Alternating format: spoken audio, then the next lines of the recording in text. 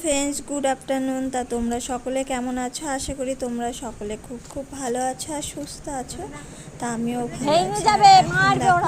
আমরা চলে যাচ্ছি একটা জঙ্গলের ভেতর দিয়ে। কোথায় যাচ্ছি সেটাই ভাবছি। এত চারিদিকে গাছপালা জঙ্গল হয়ে আছে, তোমরা দেখেও ভাবছো যে এরা সব কোথায় যাচ্ছে জঙ্গলে। আর এরা শীতের পোশাকগুলোই বা পরে আছে, মানে এখানে কি শীত? আমাদের এখানে তো খুব গরম। এটা তো ভাবছই, সেটা না। এটা কি বলো তো, এটা শীতের সময়কার ভিডিওগুলো শ্যুট করা হয়েছিল, আর কিছু কারণের জন্য এডিট করা হয়েছিল না। তা ভাবলাম ভিডিওগুলো যেহেতু আছে একটু এডিট করে দিই। আমাদের এখানকার বুড়িমা মন্দির, এখানে বুড়িমা পুজো হয় অঘ্রাণ মাসের শেষের দিকে। প্রত্যেক বছরই পুজো হয়। তা আসা তো প্রত্যেক বছর হয় না, 1-2 বছর এসেছি। তা বাবার দোকানে যেহেতু আসলাম, ভাবলাম যে মন্দিরে একটু দর্শন করে যায়। প্রতিমা থাকে না, প্রতিমা বিসর্জন হয়ে যায়। মন্দিরটা আছে আর ঠাকুরের বেদি আছে, তাই সবাই মিলে আসলাম। মন্দিরটা ঘোরাঘুরি করলাম, একটু ঠাকুর প্রণাম করে নিলাম। আর বাবু দেখো মন্দিরের সামনেই দাঁড়িয়ে আছে।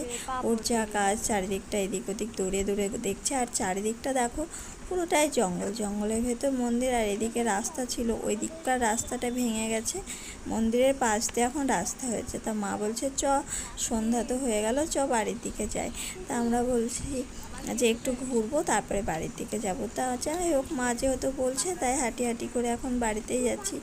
বাড়িতে যাওয়ার সময়তে বাবুর আবার কি মুড হলো দেখো। ভালোভাবে হেঁটে যেতে যেতে যে কোথায় চলে গেল বাবুই জানে। আর ওই দিক দিয়ে দেখো একদম যেটা বললাম মন্দিরের সামনে দিয়েই রাস্তা হয়ে গেছে।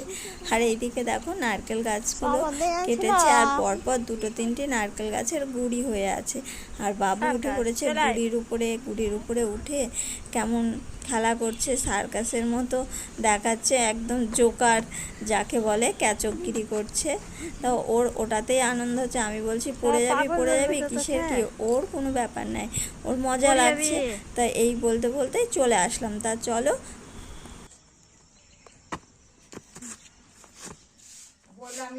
ইভিনিং, শুভ সন্ধ্যা বন্ধুরা। তা মন্দির থেকে চলে এসে চাটা খেলাম, ফ্রেশ ট্রেশ হয়ে একটু সবার সাথে গল্প টল্প করে বাবু এখন চলে গেছে ওই ঘরে টিভি দেখতে। আর মা ঘরে নিয়ে চলে এসেছে মোচা কাটবে এখন।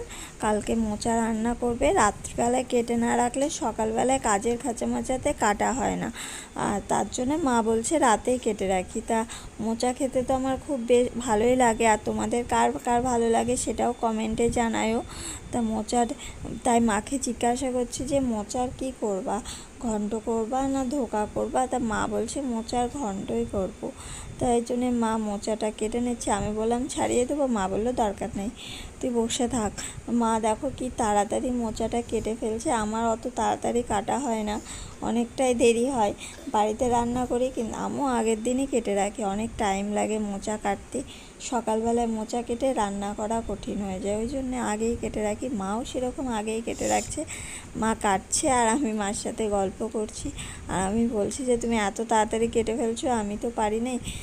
তাই এইসব কথাই হচ্ছে। আর ওই দিক থেকে বাবু আবার মাঝে মাঝে আসছে আর দেখে দেখে যাচ্ছে। তা আশা করি আজকের ভিডিওটা দেখতে তোমাদের ভালো লেগেছে। আর ভালো লেগে থাকলে লাইক কমেন্ট শেয়ার করে দিও। আজকের জন্য tata, bye bye, good night.